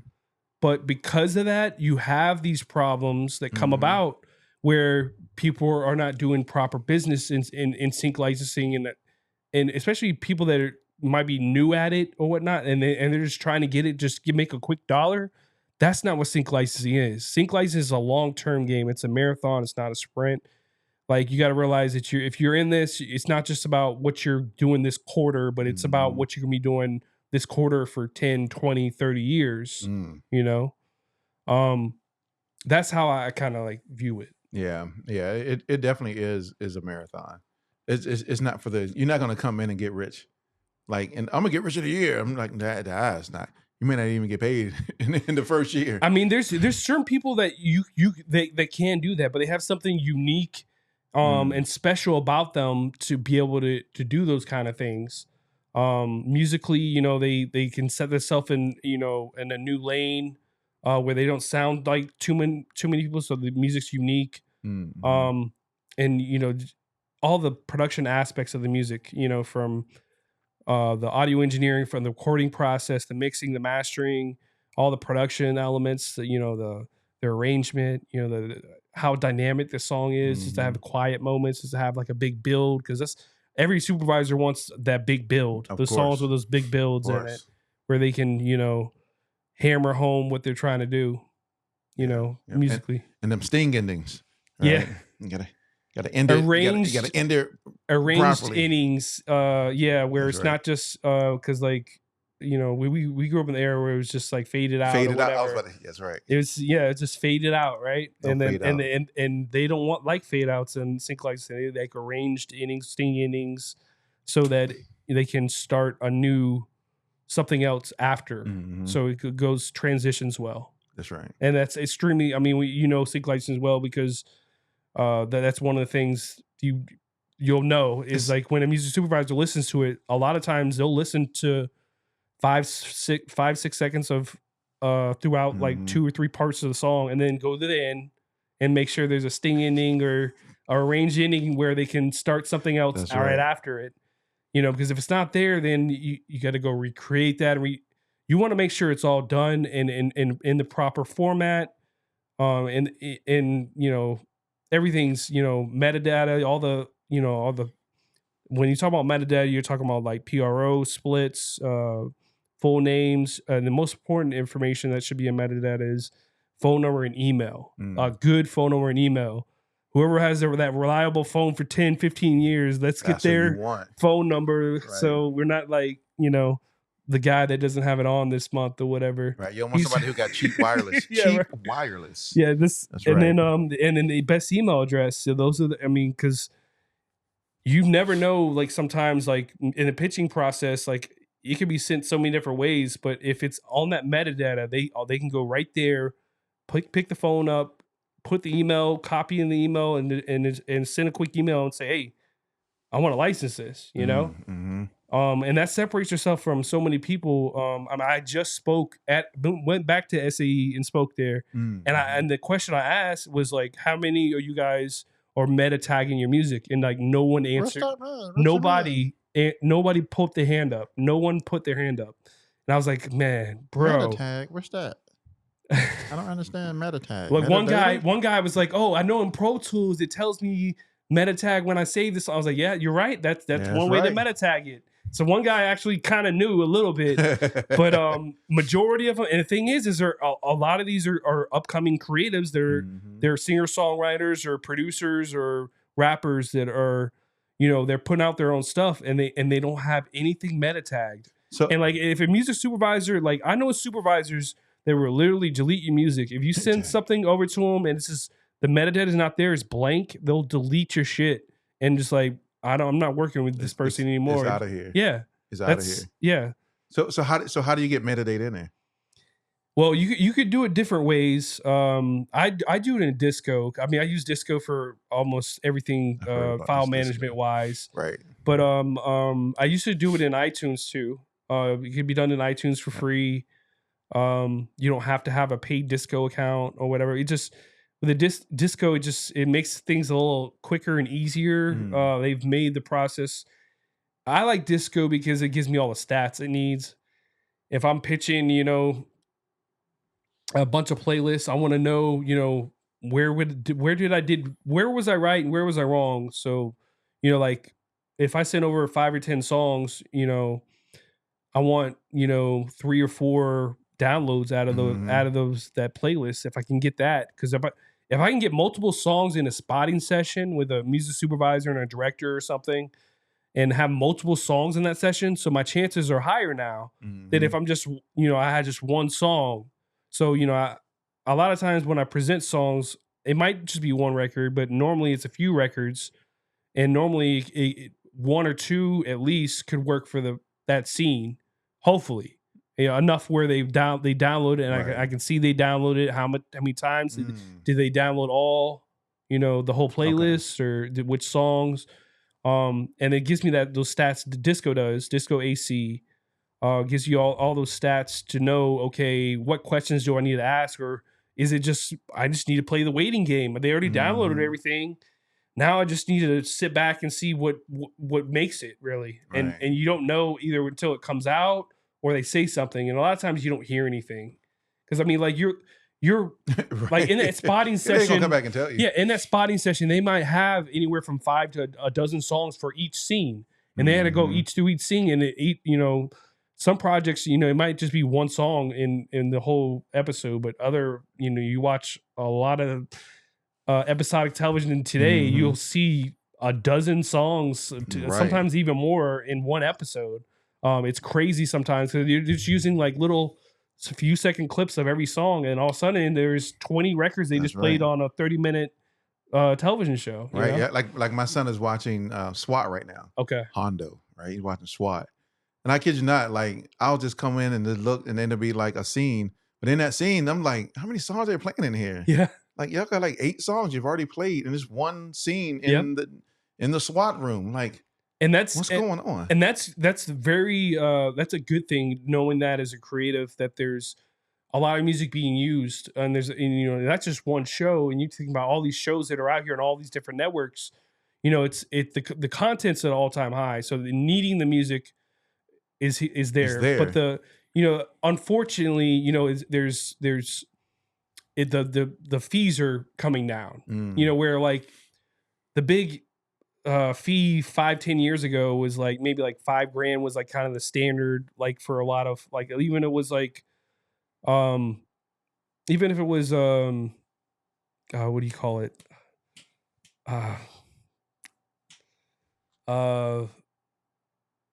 favored nations, all favored nations. Oh yeah. Even if it was all favored nations, where yep. $5,000 each on each music for that project, so they all would have the same price. Now you're seeing those budgets almost like cut in half, where that $5K budget is now like $2,500. But there's more opportunities though, because there's more projects out, Right. especially now that we're out of the strike. The big businesses has picked up. We did a lot of theater sales over the last few months. And the movies weren't necessarily that good, but people went to see them.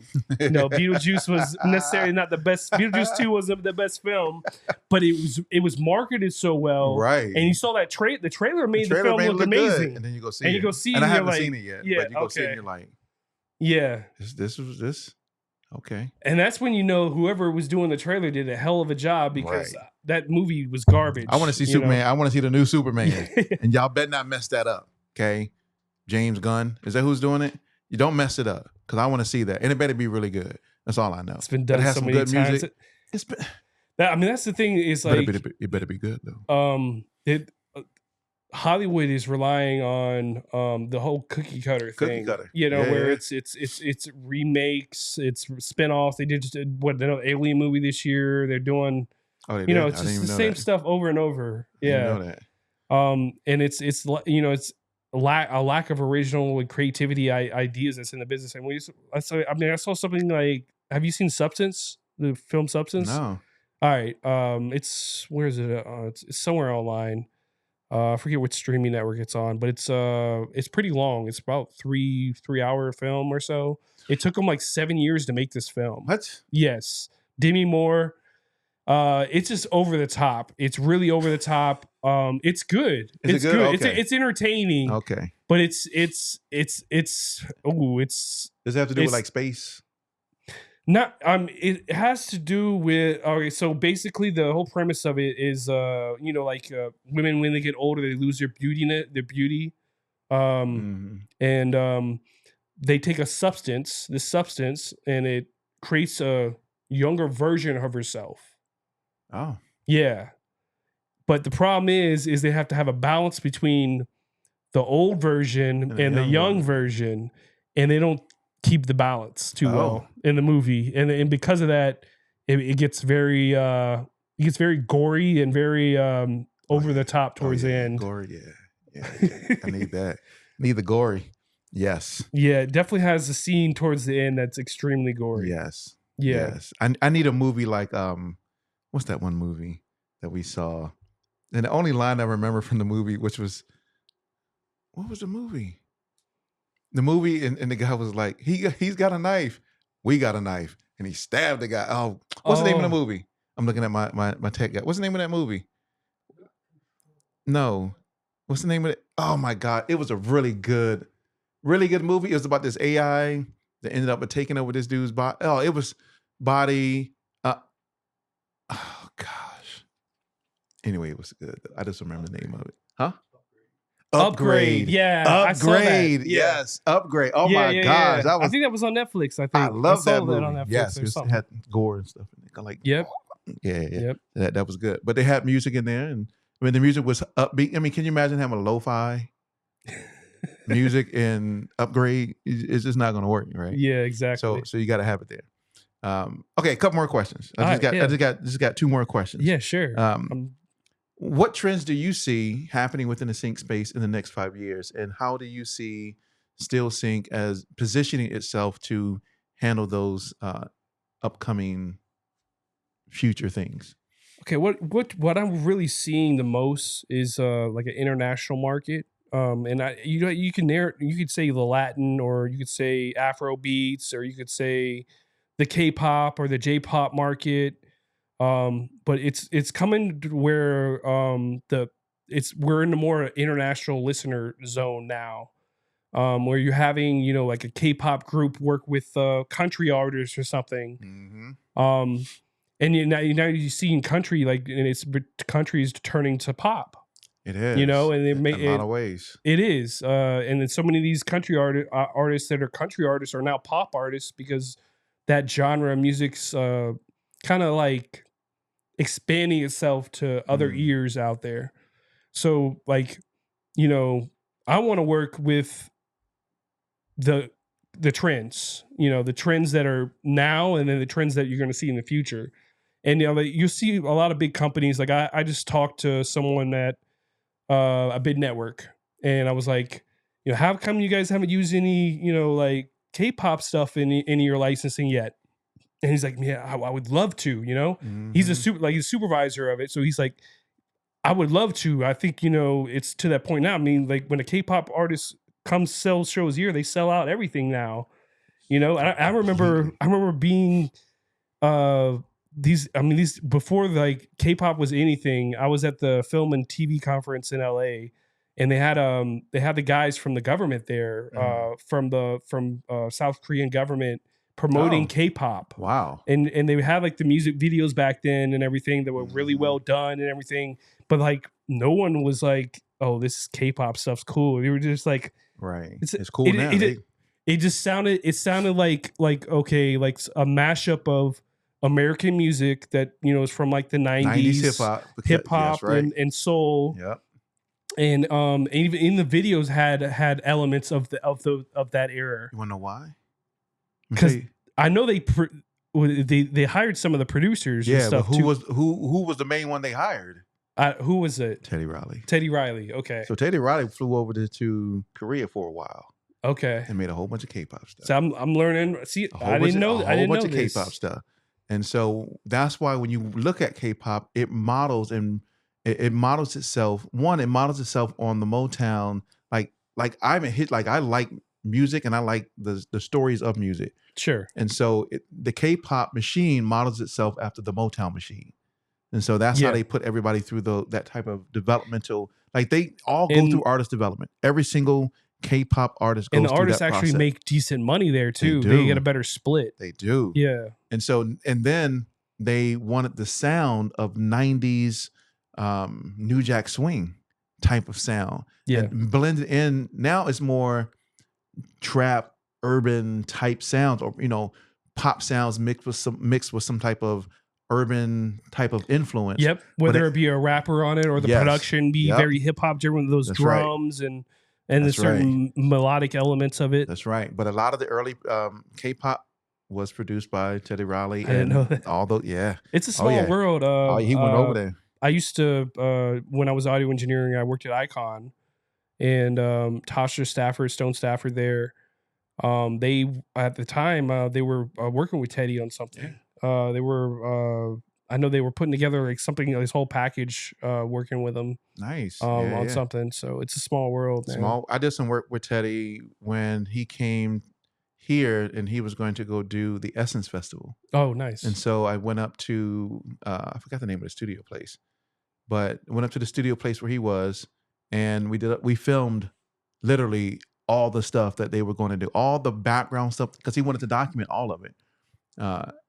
From the dancers to his conversations with artists to the performances, everything. We sat there and documented, took cameras and documented the whole.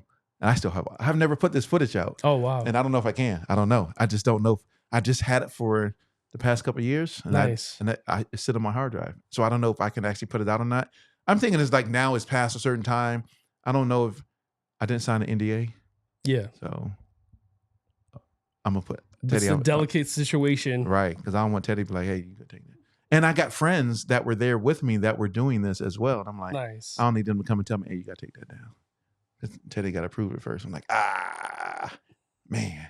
So yeah. So, and when you get a producer artist that's kind of like on that level, it definitely gets like that where they have to have the approval and got to be behind it fully. Yep. Yeah. That's why I have never released it.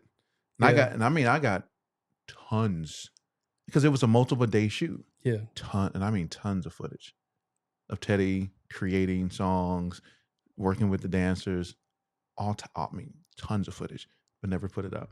Nice. And I'm just sitting on it. I'm like, what am I gonna do with this? Y'all gonna let me do something with it? But anyway, but yeah, that's nice what the whole. To put it part of a documentary or something. I may have eventually. To do that. Yeah. It's gonna come out some way, somehow. Somebody gonna see a snippet somewhere.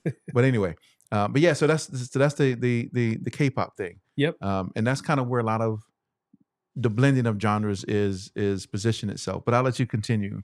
That's pretty heads on the genre blending and having these international artists like the guy Human, the guy out of India that's just blew up. Oh, did he blow up on the the video Big with Dogs? Big Dogs. Yeah, that was a song. Yes. And we talk about licensing, that's a up tempo, high driven record.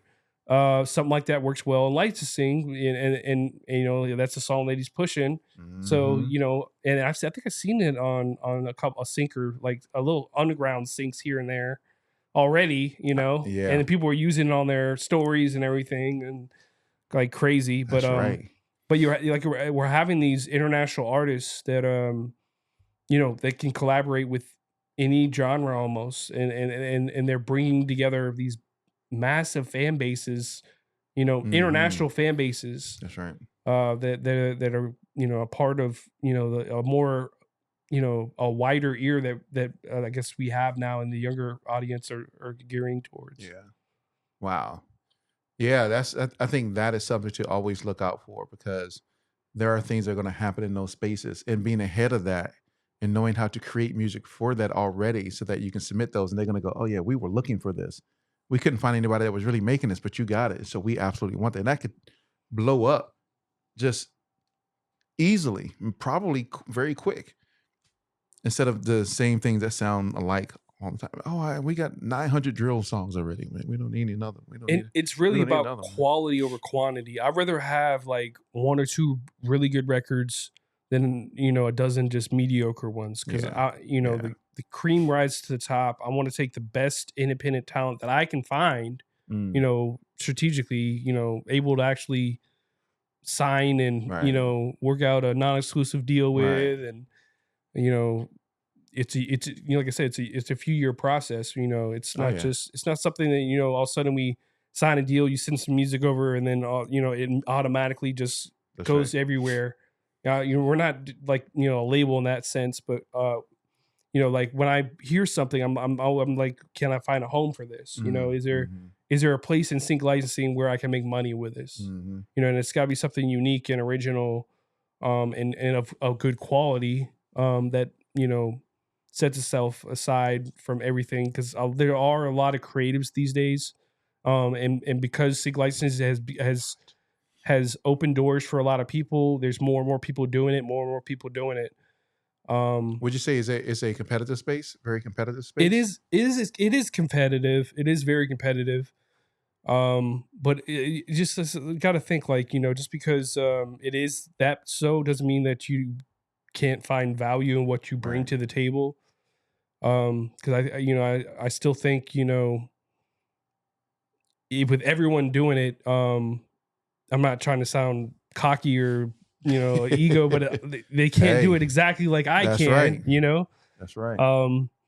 And I mean, I like to have like different sections, and different genres and everything, because you never know what you're going to need. And like this Friday, I'm gonna go listen to another local bluegrass band that we can start doing live recordings with the score stuff. So like, and that's if we don't get snowed out this Friday. Snowmageddon. It's back with the havoc. Back on Friday. How many inches of snow? I don't know, saying but I don't here? want any inches of snow. Yeah. But I got to go actually look up how many inches of snow we're supposed to get, because then based upon that, I'm going to go to the store and make sure we got stuff, because if we're in Atlanta, and so Snowmageddon, when I heard we had Snowmageddon before I moved here, I heard it was crazy. I went by the grocery store today, and it was wild. It really was wild. Like, I think all the milk was gone. Like, a lot of the water was gone. How's milk gone? Yeah. What cereal y'all gonna eat? What cookies y'all gonna eat? That you need all that milk. Leave some so I can have milk and cookies. But anyway. Okay, Santa. Yeah, that's the thing, right? We got to get prepared for Snowmageddon. Yep. In Atlanta. I mean, the roads are different down here, man. Even you saw what happened when we got just a little bit of snow a few years ago, and like, yeah, that's what I'm talking about. Everything breaks down, and like you leave the car, like people just left their cars in the streets, on the highways. How? And just walked home or walked to like a hotel room or wherever they could go to find some place where it wasn't, 20 degrees outside. I'm like, y'all really left y'all cars on the road? Like, how bad was it? Like, I'm in St. Louis, right? St. Louis right now probably has like 10 inches of snow, 20 inches of snow. They got a lot of snow right now. I got a story from driving. I'm driving through that. We're going to figure out how to drive. If we got to sled a little bit or slide a little bit, if we got to we're going to figure out how to get through there. Yep. Yeah. But it's here is like a drop of snow. Bloop, shut it down. All of it. Schools are closed. Highways closed. Businesses are closed. Shut it down. I'm like, for this? Oh, nah. Yeah. It's crazy. Well, the last one with Snowmageddon, there was someone driving the car so hard into the ground to get home that car caught fire, and the whole car was in flames. When I drove by it the next day, it was just a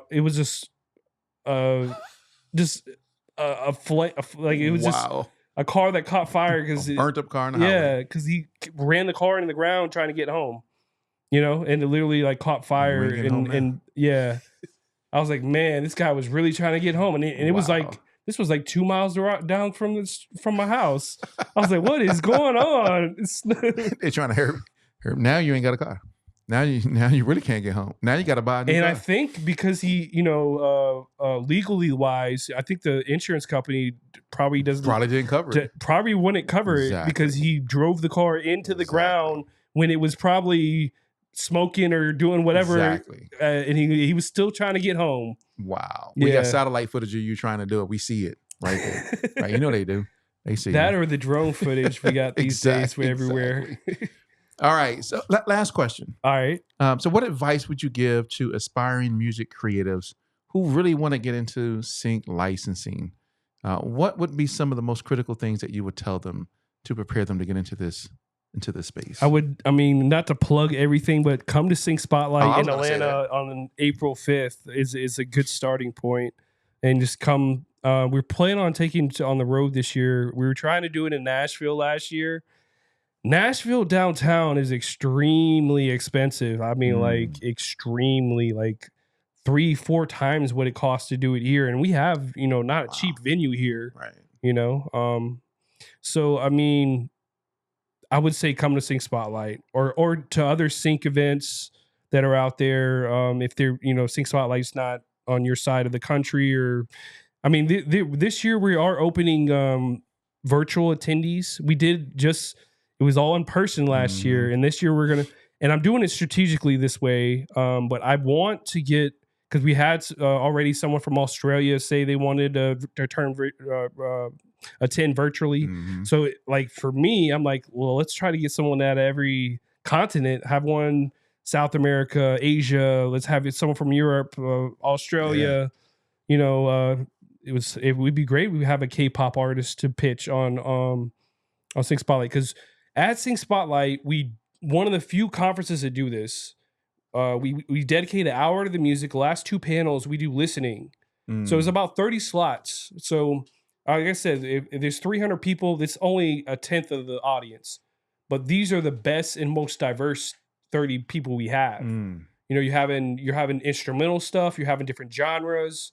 Of course, you know, it's Atlanta, you're having urban pop, you're having, you know, hip hop, rap, R&B, funk, soul kind of stuff. But you know, it's not just that. We're having bands, you know, different bands. You know, we try to make it diverse on what we play from the audience, so it's not just one genre or one style of music. Register early because it's probably going to be sold out over the next like month or two. It's for sure. Yeah, so definitely register for Sync Spotlight. That is a great piece of advice. I was going to say that. If you need to, y'all go to, that's something you need to go to. So absolutely. So what else? What I would else? like to say another thing on top of that. I keep plugging and everything, but we also, you know, like compared to, I mean, I'll just name one conference, Music Biz. I'm not saying anything good about it. I'm just saying if you want to go, it costs $1,500. $1,500 you want to go to Music Biz in Atlanta. And if you want to go as a partner with them, it's $1,000. So you got to spend at least $1,000 to $1,500 just to show up at their event. You know, just the ticket to go to their event. Yeah. Sync Spotlight, we're talking about 12 hours, you know, 4 panels, all day event. You know, general admission tickets $200. You know, it's very affordable. And we're doing student discount tickets at $50 a ticket for students. Look, I'm going to say something. I don't want to cut you off. But if you can't afford $200 to invest in your career, then you might as well go do something else. Go find a different career to do, because I'm sure you got $200 sitting around for your Nikes, $200 sitting around for it's an investment. It really is. $200 for your whatever, car or child support. Yep. Kids. Child support. You got $200 sitting around somewhere, groceries. Trust me. Yeah. You got to invest in your career. If you are serious, music creative, if you're serious about your career and getting into those spaces, you gotta, you know how much money I had to spend? And I am a person who likes to go to conferences. When I say I like to go. So I will go to the same way. ASCAP, BMI. I will go to, I've never been to South by Southwest. I've been to A3C many times. I've been to this conference, that. And I don't know how much money I had to spend, but I'm invested in my career as a music entrepreneur, music creator. Pay the money. Like, you know what? Y'all just, anyway, invest in your career. No, it's, I mean, you're right. And the thing is, like, a realistic investment. If you come to Sync Spotlight, you spend, you know, $50 to $200, or if you're a VIP, because we are doing VIP tickets where we're doing a camp along with it, where we're taking briefs from the conference. Last year we had 12 briefs for the conference, very diverse briefs. We had 2 reggae briefs, a couple of urban briefs. We had it was like a Halloween video game or whatnot as well. We're looking to take those briefs from this year and do a specialized camp of 10 people, split up between 5 and 5 in 2 different studios and groups. And we're going to write custom for Sync Spotlight. Awesome. And then we'll take these briefs, write custom, and then on Saturday, the camp will be on Friday. So we'll, between the camp and the when we play it on Saturday, we'll have to get it mixed and all the metadata added to it and everything. But we'll play those as like a calling card at Sync Spotlight and show the work that we put together. And then a whole goal is to get, you know, the music supervisor, whoever that had the brief, to be like, oh wow, this worked perfect. You want them to say that. You don't want to say that. Right. You want them to be able to say that's what they do. Right. They want to be able to say that, you know? Yeah, for sure. So, yeah. So, I mean, that's where, you know, just trying to make things happen this year a little more, because we're bringing a lot of people together. I'm literally, anybody that's in the music seriously, I'm gonna have everybody in the building. That's not just in Atlanta too. We're talking about, like, you know, within the industry, within, you know, especially within the Southeast, and with Nashville pulled in together, for sure. Yeah. Yeah. But I mean, like I don't want to keep plugging myself, but Plug it. you know, like film festivals. If you want to meet filmmakers, go to film festivals and meet filmmakers, directors, producers, showrunners who, that's what I would suggest. Go to, events, conferences, anything music business related. I think you can find things on Eventbrite, and it's all, Zoom and virtual now as well. And a lot of these are free things. You could, and then the networking aspect on it too, whether it's in person or virtually, just helps a lot. That's right. It's a combination. For me, I go to a lot of in-person events to physically be there, to keep an ear to the street, and then also, following it up with, the whole social network, Instagram heavy, Facebook a little bit, and now TikTok's crazy. So yeah, I wonder if TikTok is going to go. We'll see. We'll see. Yes, we'll see soon on the 19th. If it all of a sudden it's just gone. Yeah, I don't know. We'll see though. It's interesting discussion because the TikTok in used for in China is used for educational purposes, where the Instagram here, that's right, it's more scrolling done here, the dumber you kind of get. Where in China, that's right, they try to make it where you're actually educating yourself by the social network and learning something from it, getting something from it. It's completely different TikTok over there. Yeah, because they know we're dumb over here. I guess that's what they say. Right? No, I think the president of TikTok kind of says something like that. He said, we know we use TikTok in a way to educate, but we know that over here, we are more entertainment than education. Exactly. And so, I mean, like, is there validity? I'm sure there's validity because we love things that are entertaining. And so for such a long time, I mean, nothing to knock on China or anything, but they've been like, bootleggers of American stuff for a long time where they didn't have any original ideas and stuff. And then all of a sudden they have something it's exploded across the youth around the world. That's right. And something that they created their own. And they have, domestic versions and they have the US version. That's right. So. You know what I would do? If I was China, you want to keep TikTok in the United States? I'm gonna give you the plan right now. Right? This is the plan right now. Dance Bite or Bite Dance. It's one of those two, the actual parent company. Here's how you keep TikTok in America as the leading platform. Threat. If you say if TikTok is going to be banned, we're taking all Chinese restaurants out of America. Oh, we're banned. We're going to take every single Chinese restaurant out of America. That's not gonna happen. I'm gonna be upset. Every single one. You don't want us in America? We're taking all the Chinese restaurants. And now oh my gosh. You know how upset Americans would be? Oh yeah. If all the Chinese restaurants were gone? Man, I can imagine taking those, the Mexican restaurants, the Thai restaurants. That's where I go. Me too. So if you don't want it, like, hey, you want to keep TikTok around? You can keep Chinese restaurants. If you don't want TikTok around, we're going to take them all back. Oh my gosh. America would be can't give a choice like that, man. Angry. America would be angry. They were like, whatever we got to do. Whatever we got to do. We'll make TikTok the #1 platform.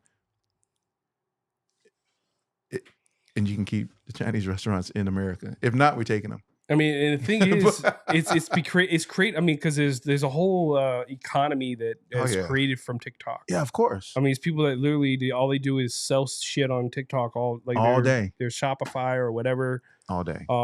They just create these little funny videos and stuff for their product or whatever, and all of a sudden it's just blown up everywhere. It's crazy, man. But I mean, like, what's interesting is like the user agreements you have or whatever. Mm-hmm. So you pretty much let TikTok, what I'm sure is some information you're giving TikTok, and then there's they have the IP addresses for citizens in the United States. Of course. How many people use TikTok in the United States? Like probably a lot. 30% of the population or something. Exactly. Like some large like that. Yeah. So we had this conversation on the podcast, me and my co-host Brian Honoré. We talked about it. and we said, and I told him on that podcast, and I'll say it again here, we're hypocrites. And the reason why we're hypocrites, America, is because we do the same thing. We got Facebook and Instagram in all these countries. Do you think that we not collecting IP addresses and email addresses and addresses and facial recognition of all the citizens especially of since all the you've been countries? able to run ads on those platforms, you know? Exactly. And we mad at China because China's doing it. But we don't want them to do it. But we 100% will do it. 100%. Yeah. And I get it. National security of our country that we live in. I understand. But we do the same thing. So anyway, man, it's been a great conversation, Matt. I greatly appreciate. Of course, man. Of course, I greatly appreciate it. I'm glad we were able to connect at the Sink or Swim event with London, and then we were able to make this happen for sure. So, but man, I greatly appreciate it. Y'all make sure y'all check out Sync Spotlight. Make sure you check out SteelSync. If you're really serious about getting into this whole sync licensing space, this is the guy that can help and catapult you into that space. But once again, for sure, man. Thank you. Sure, yeah. But once again, ladies and gentlemen, thank you very much for attending, watching, and being part of the Indie Unplugged.